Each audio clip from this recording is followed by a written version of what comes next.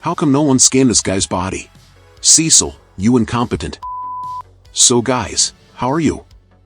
I hope you're doing well. I'm the Monio, the interdimensional demon that talks the most about Invincible on YouTube, and you're on my channel.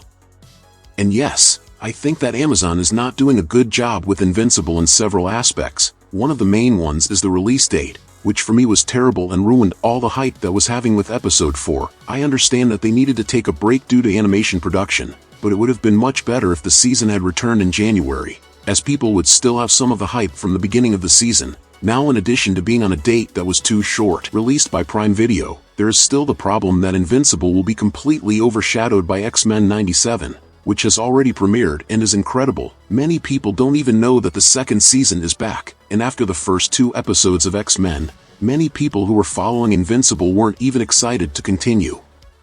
One thing that caught my attention in episode 5 was the mission to control the alien organism that is a copy of DC's Starro, and also the unexpected death of some characters. And I say it was unexpected, because the way the episode approached this fight really made the ending unpredictable, as the main focus of the episode is precisely the ship that is coming from space, as it represents a danger that has the potential to control much of the planet if it is not stopped. So all our focus is on this mission, and on Earth we have an attack by the organization of guys in lizard suits that you probably didn't even memorize the name of, and you don't expect them to be a threat. Even Rex doesn't take this mission as seriously as he should, and this break in expectations was what shocked everyone, since you don't expect characters to be killed by guys dressed as lizards, and when that happens it's really surprising and brave to kill characters like that. But then comes the stupidity part of the characters, that all of that could have been avoided. But I like the break in expectation of thinking that someone would come and save Rex from being shot, but he actually gets hit in the head, but survives. And for those who thought that Duplicate had survived, episode 6 shows that she really died.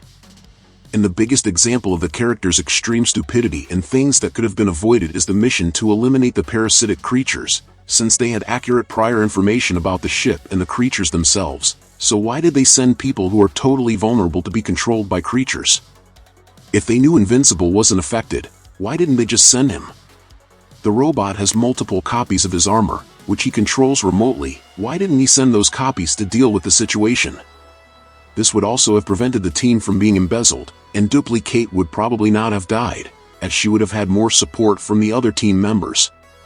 Furthermore, exposing the team to these creatures was an absurd mistake. In science fiction films with aliens there is a thing called containment, in which you need to avoid possible contamination or compromise of your team at all costs.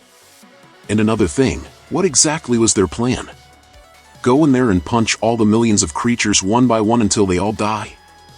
They had to at least have a plan. Take a bomb to blow up the entire ship, since we are talking about a planetary level threat. Even that would be a good plan. Send the Invincible, along with some robot armor being remotely controlled, and a nuclear bomb. They would rescue the Martians on the ship, plant the bomb, and blow everything up. I really don't understand how Cecil, who is basically the intelligence behind the USA, didn't even make a plan. If they had no information and it was a reconnaissance mission, I would even understand, as they would be surprised by the creatures when they entered on the ship, and it really wouldn't be possible to predict a situation like that. But they already had all the information, so basically it's all Cecil's fault. In episode 6 they managed to beat the creatures by pure luck, since the robot's improvised plan worked. But the stupidity continues in episode 6, as apparently Cecil didn't have the astronaut's body scanned for anomalies, which resulted in one of the parasitic organisms remaining in his body and returning to control him. This astronaut had to spend at least a week under observation, as he was infected by an alien parasite, and you must be thinking that it's not the fault of the series writers, but of the comics. And yes, the base story follows the comics, but it is important for the direction of the episode to pay attention to these somewhat meaningless details, and try to resolve or alleviate them. And one last thing I wanted to mention that I'm enjoying not only in this episode, but in the second season as a whole, is that Amber is finally a real character, because in the first season she was basically written to be a boring woman, just like Chi-Chi from Dragon Ball, but now the character has a lot more layers and nuances. I like that. And the arc she's having with relationship difficulties is really cool, as it's something that was done calmly and throughout the season in a very organic way. But what about you? Are you enjoying the second season? What did you think of episodes 5 and 6 of Invincible? Do you agree that the characters messed up a lot?